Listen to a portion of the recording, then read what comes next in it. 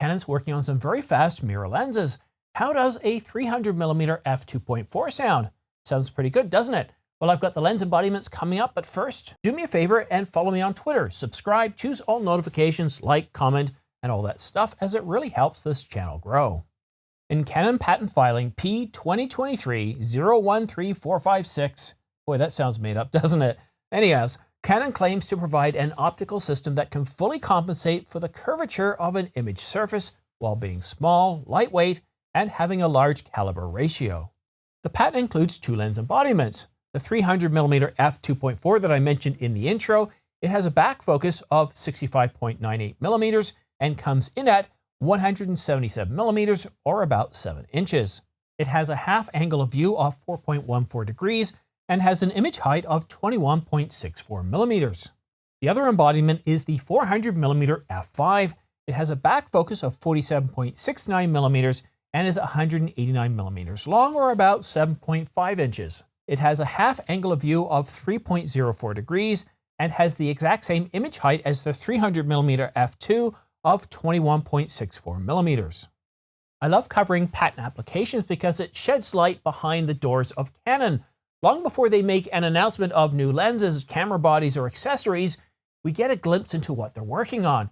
And here we have some fast mirror lenses, a 300mm f2.4 and a 400mm f5. Now, whether we see these lenses or these lens embodiments come out anytime soon or years down the road, well, is anyone's guess. Just because Canon puts out a patent or files a patent application doesn't mean that we're actually going to get the patent approved or that we're actually going to see that product come out anytime soon.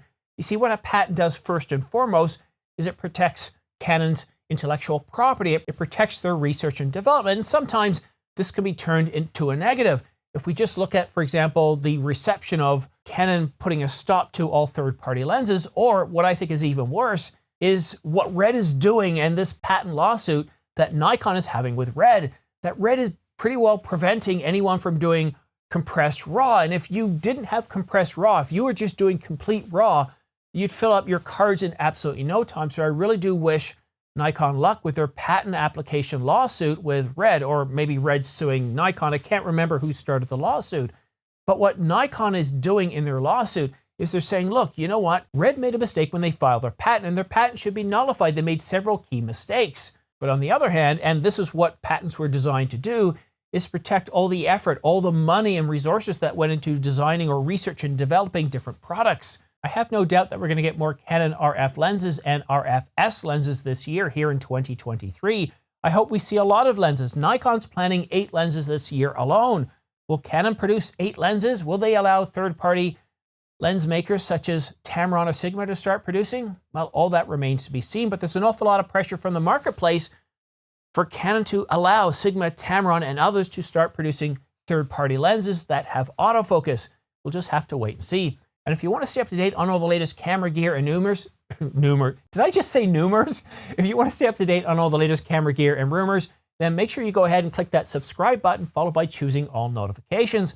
And that saves you from scrubbing all the latest Twitter feeds, RSS feeds, all your favorite websites, YouTube channels, print magazines, and the list goes on because, well, I cover all the major camera brands and all the major camera news and rumors for those brands and major models. And make sure you follow me on Twitter for all the latest because, well, not every story gets its own video. But that's it for now. Thank you so much for tuning in. We'll see you again soon.